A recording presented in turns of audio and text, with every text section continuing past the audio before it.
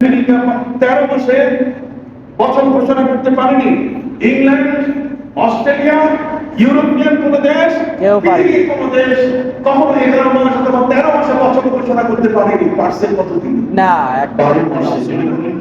12 মাস। কোরআনে আছে ইন্না ইদ্দাতা শুহুরি ইনদাল্লাহি 12 শাহরান ফি কিতাবিল্লাহ ইয়াওমা খালাকাস সামাওয়াতি ওয়াল আরদ মিনহা আরবাআতুন হুরুম। এর মধ্যে 4টা মাস হচ্ছে সম্মান। 4টা মাস কি সম্মানে? এই 4টা মাস সম্মানী। আপনি জানেন 4টা মাস সম্মানী কি আল্লাহ বলতে চেয়েছেন? এগুলো হচ্ছে বিশেষ বিশেষ ইবাদতের মাস। তার মধ্যে হলো একটা রজব, একটা কি রজব, আর বাকি 3টা একসাথে মিশে আছে। জিলহজ, জিলহজ, মুহররম। যদি বলেন জিলহজ, জিলহজ কি মুহররম। এখন আসে এই রজব মাস। রজব মাস আর শাবান মাসকে বলা হয়েছে রমজানের আযান। রমজানের আযান। মসজিদে যখন আযান হয়, আযান বলে পড়ে যখন মুসল্লিরা নামাজের প্রস্তুতি নিয়ে আসে সময় মতো, ঠিক অনুরূপভাবে শাবানের এই রাত আমাদেরকে আযান দিয়ে যাচ্ছে রমজানের। সুবহানাল্লাহ। আমাদেরকে দাওয়াত দিয়ে যাচ্ছে কিসের? রমজানের। যে ওখানে আরেকটা রাত আছে, সেটা কদরের রাত। অতএব সেই কদরের রাতটার জন্য তোমরা প্রস্তুত থাকো। এই দুটো রাতের মধ্যে পার্থক্য হলো 40 দিন। 40 দিন। কথাগুলো বোঝা যায়?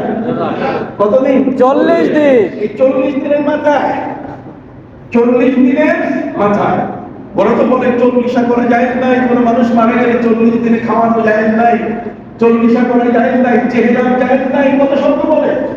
অথচ ওরা জানে না যে শবে বরাত থেকে শবে কদর দুইটার মধ্যে সময় কত?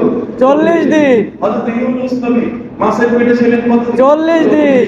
হযরত নবী মুসা আলাইহিস সালাম তুর পাহাড়ে তওরাত পেতে প্রথম 30 তার সাথে তর্জক কত?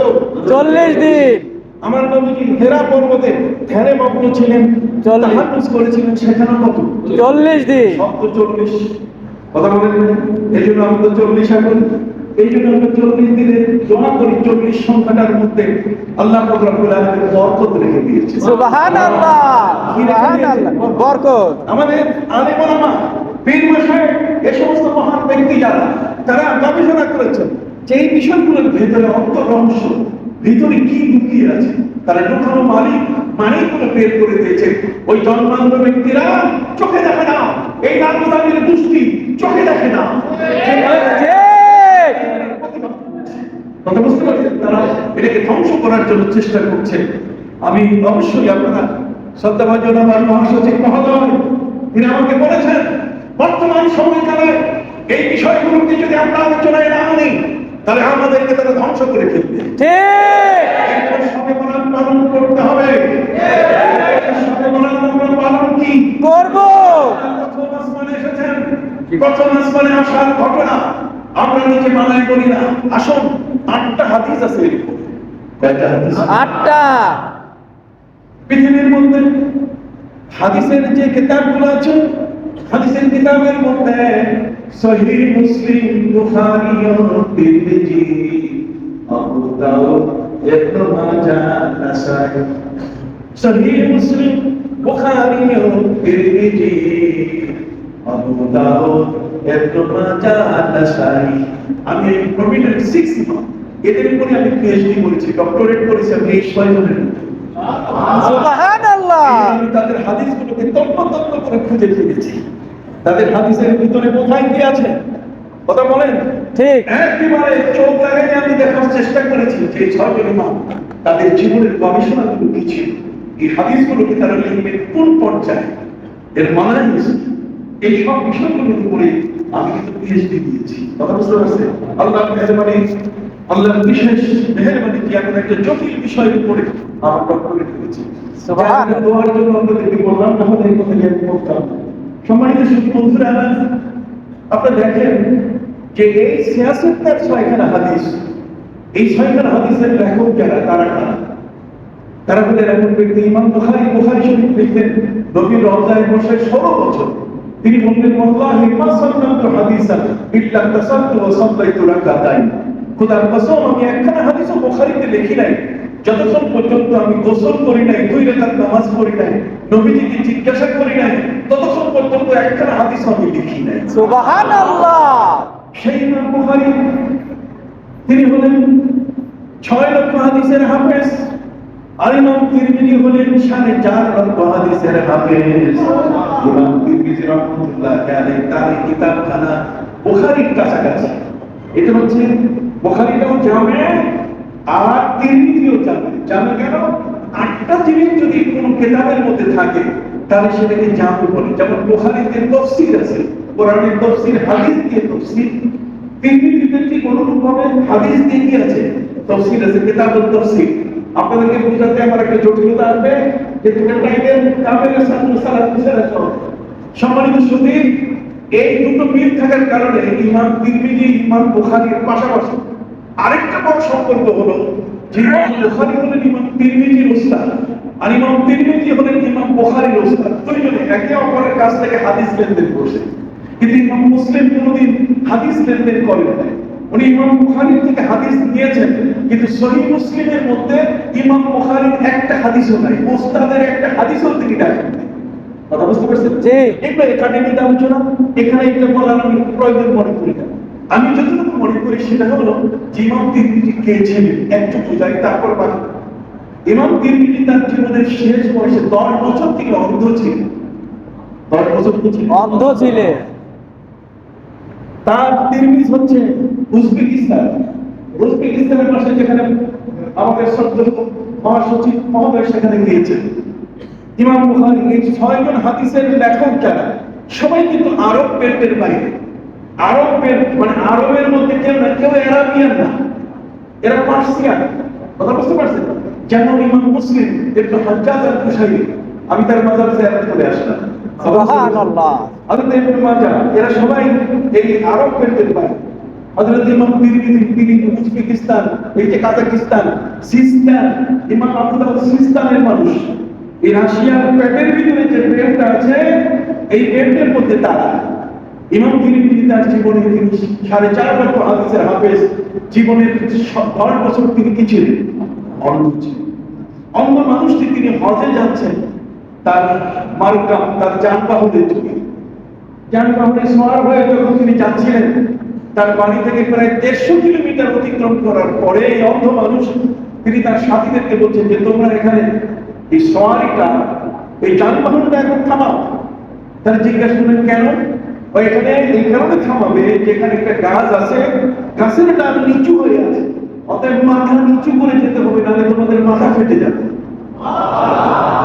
তিনি অন্ধ মানুষ, 10 বছর এই অন্ধ অবস্থায়, এই 10 বছরের অন্ধ অবস্থায় তিনি পবিত্র হজে যাচ্ছেন। 150 কিলোমিটার দূরে কোথায় কোন গাছের ডাল রাস্তায় নিচে পড়ে আছে, মাথা নিচু করে তারপর পার হতে হয়, এই বিষয়টা তার মনে আছে। সম্মানিত সবাই মিলে বলছে না হুজুর, আছে না অনেক রাস্তা বড় হয়ে গেছে, ঢাকা চট্টগ্রাম আর কি সেই গাছ দেখা যাবে পাশে? না, নতুন রোড হয়ে গেছে।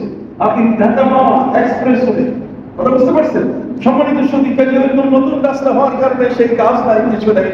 তারপর ইমাম তিরমিজি এখানে তো কিছুই নাই। উনি বলছেন থামাও, আমি যা বলেছি সত্য, যদি আমি মিথ্যা বলে থাকি তাহলে আমার হাদিস গ্রহণ করা শুদ্ধ হবে না।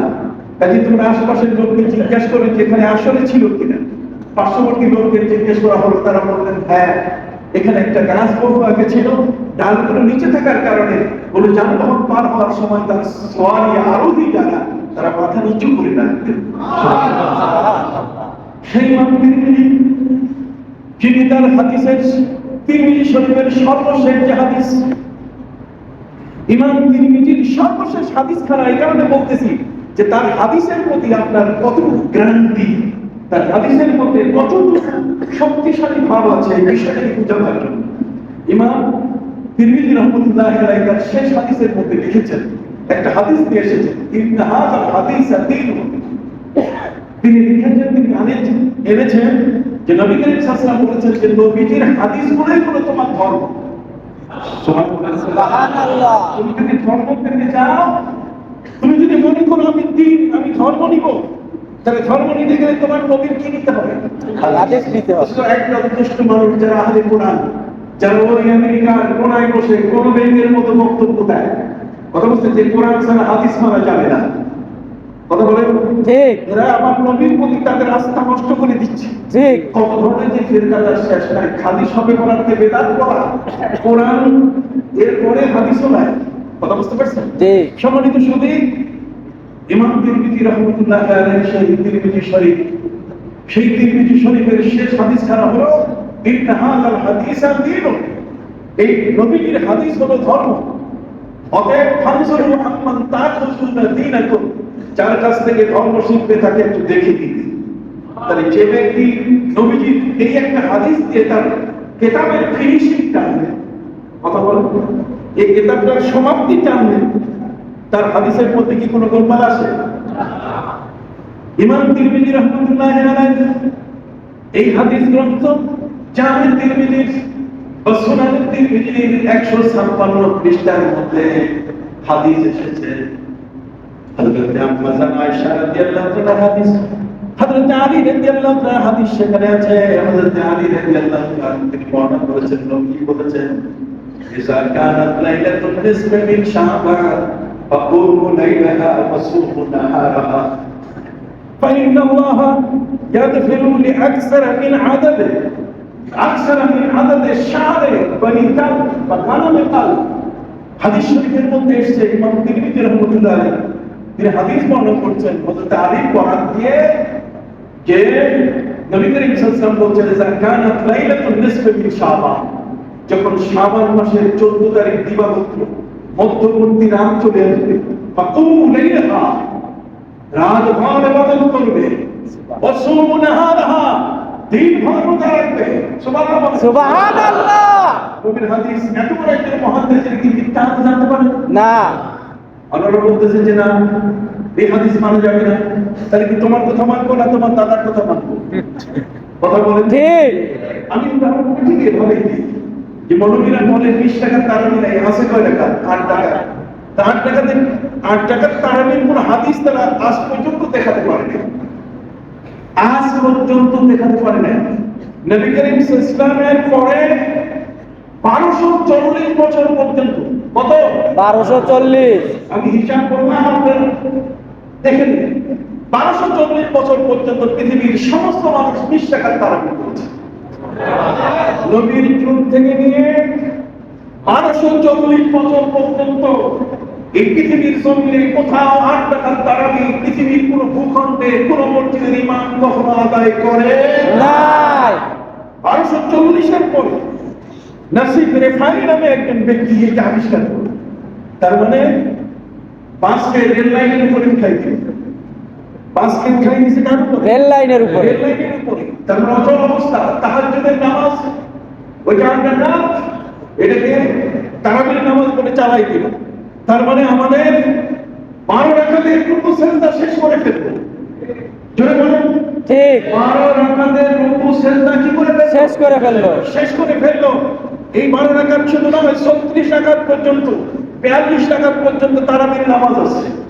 কথা বল ঠিক। এই জন্য আমি বন্ধুদের কাছে বলতে চাই যে আজকে যারা বলছে যে এই হাদিস জাল, এই হাদিস নকল, এই জাল কাকে বলে? নিজেরা জাল বর্ণনা করে, কিন্তু নিজের এই জাল হাদিসগুলো আজ আমরা ধরিয়ে দিচ্ছি তাদেরকে যে তোমাদের এই হাদিস আমাদের কাছে গ্রহণযোগ্য নয়। আপনারা দেখবেন একটা হচ্ছে হাদিস, একটা সুন্নাহ। বলেন একটা হাদিস একটা সুন্নাহ। হ্যাঁ, নবীজি হাদিস ধরতে বলেন নাই, নবীজি সুন্নাহ ধরতে বলেছেন।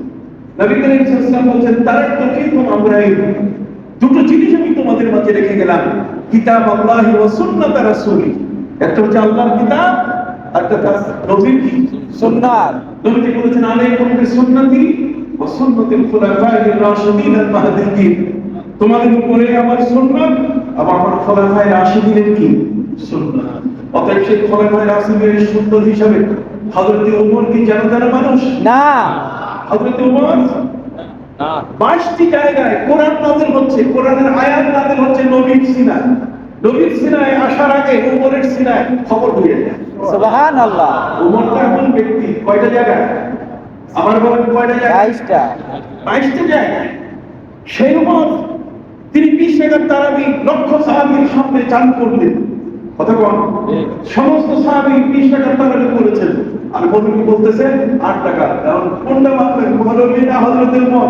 হযরত ওমর। কিছু করে বলেন হযরত ওমর।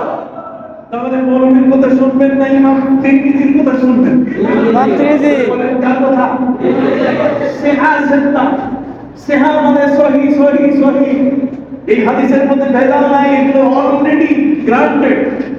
কথা বলেন ঠিক। Already granted. এগুলো সার্চিং করা, এগুলো সার্চ করা। এই হাদিসগুলোর মধ্যে এখন আর কোনো সন্দেহের কিছু নাই। অতএব সম্মানিত সুধী, হযরত ইমাম তিরমিজি রাহমাতুল্লাহ আলাইহি হাদিস নিয়ে আসলেন তার 156 পৃষ্ঠায়।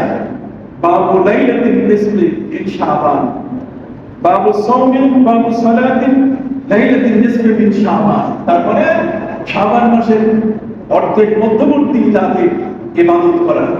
সেই ইবাদত সম্পর্কে আপনি আসেন, আপনি একটু মজা করে দেখেন। এক তো ইমাম তিরমিজি সিয়াসেন তার দুইজন ব্যক্তি, সব হাদিস বুখারীতে থাকবে এমন তো না।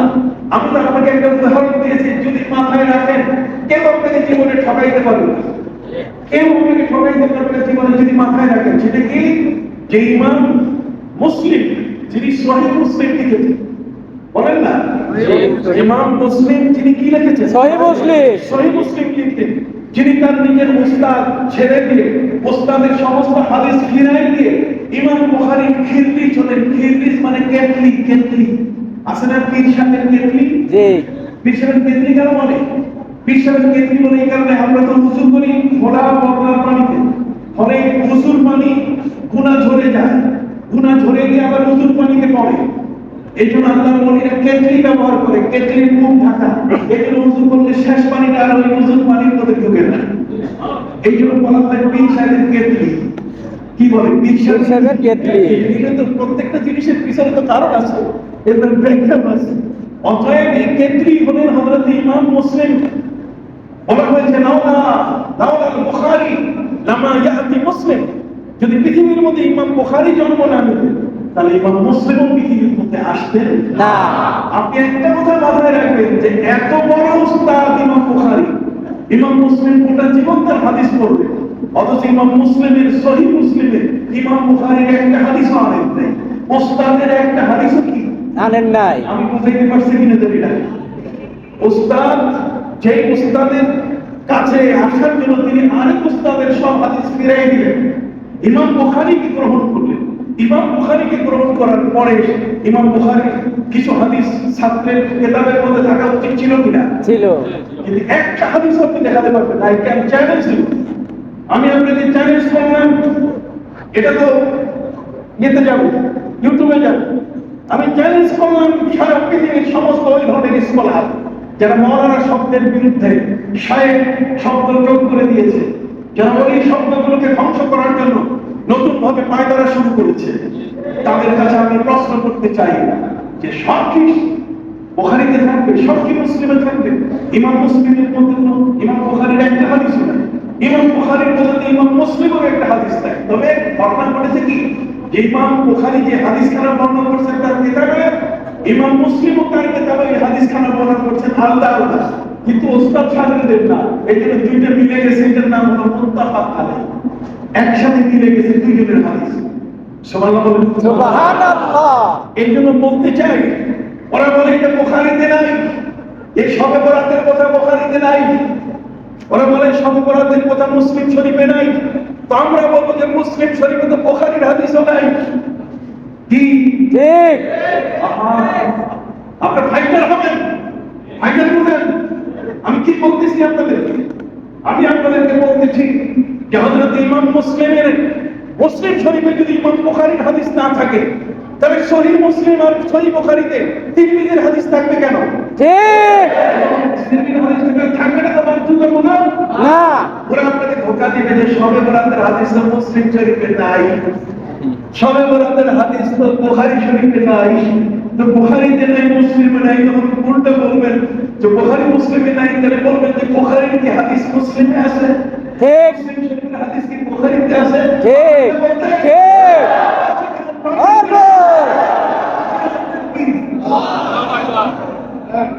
কথা বলছেন না? আপনি পাইছেন না? আপনার সাথে কোনোদিন এই ফাইজলামি করে আর কখনো আগাতে পারবে না। বুঝতে পারছেন? তবে জানতে হবে, আলেমদের মাঝে আপনাকে বসতে হবে। গৌসুল আজম, এই মসজিদ, এই কমপ্লেক্স বাংলাদেশের জমিন শুধু নয়, সারা পৃথিবীতে এলেম জ্ঞান ছড়িয়ে দিচ্ছে। আল আজহারে আমাদের সন্তানরা যাচ্ছে, আল আজহার ইউনিভার্সিটিতে আমাদের মাদ্রাসার সন্তানরা যাচ্ছে। এই জমিতে মুদাররিসিনের অধীনে যে সমস্ত মাদ্রাসা, এই সমস্ত আলেম ওলামারা যা শিক্ষা দেন, এগুলো নিয়েই তারা চলে যাচ্ছে কোথায়? বিদেশি ইউনিভার্সিটিতে।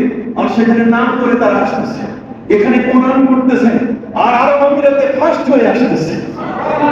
ঠিক কিনা?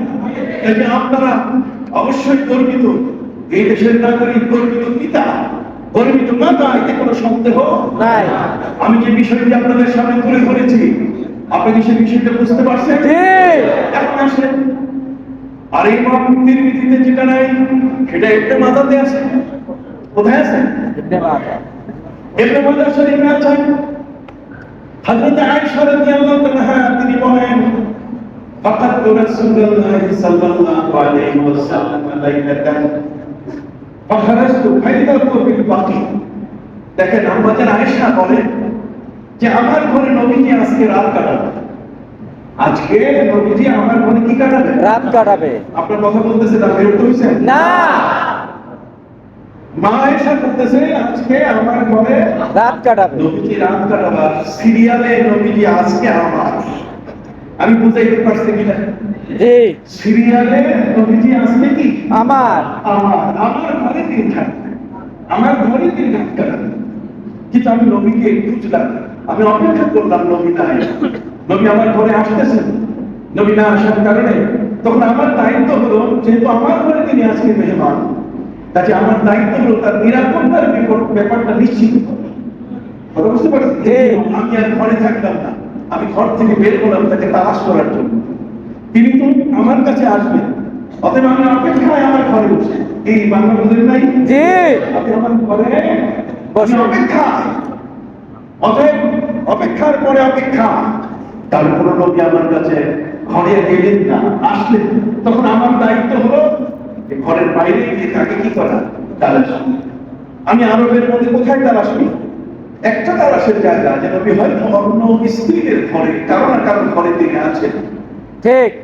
আমি অন্য স্ত্রীদের ঘরে ঘরে তালাশ করলাম, সবাই বলছে না আজকে তো তোমার পালা, আজকে তো সিরিয়াল তুমি পাইছো। কি বলুন, ঠিক না? সেই সিরিয়ালে তোমার ঘরে নবী থাকার কথা। স্ত্রী যারা আছে তারা প্রত্যেকেই চিন্তায় পড়ে গেলেন নবীজি গেলেন কোথায়। কারণ ইহুদির বাস, পৃথিবীর মধ্যে আল্লাহ তাআলা সবচেয়ে নিকৃষ্ট যে জাতি ঘোষণা করেছেন, সেই জাতিটার নাম ইহুদি। মাত্র পৃথিবীতে যাদের সংখ্যা 1 কোটি না, পৃথিবীতে 80 লক্ষ এই ইহুদি সারা পৃথিবীকে তছনছ করে দিচ্ছে। আর 200 কোটি মুসলমান শুধু লজ্জে চুষতেছে। ফিলিস্তিন আজকে রক্তে রক্তাক্ত হয়ে গেল, 28,000 শিশু সন্তানরা পৃথিবী থেকে বিদায় নিল, অথচ আমরা চুপ করে আছি। কথা বলেন, আমাদের সেখানে কোনো ভূমিকা নাই, যদিও রাষ্ট্রের পক্ষ থেকে সেখানে বিশাল ভূমিকা রাখা হয়েছে। আমি আমার বন্ধুদের কাছে বিনয়ের সাথে বলতে চাই যে বিষয়টা, সেটি হলো হযরত আম্মা জান আয়েশা রাদিয়াল্লাহু তাআলা তিনি দেখেন মাইন্ড সেটআপটা দেখুন। মাইন্ড সেটআপটা হলো এই যে নবী করিম সাল্লাল্লাহু আলাইহি ওয়াসাল্লাম সেই সময়কালে ইহুদিদের কোনো আক্রমণের শিকার হলেন কিনা একদিকে যেমন, আরেকদিকে আম্মা জান আয়েশা তারা জানতেন যে নবী করিম সাল্লাল্লাহু আলাইহি ওয়াসাল্লাম শুধু এই পৃথিবীর জমিনের উপরে যারা আছে তাদের তো নবী না, মাটির নিচে যারা আছে কবরবাসী তিনি তাদেরও তো নবী।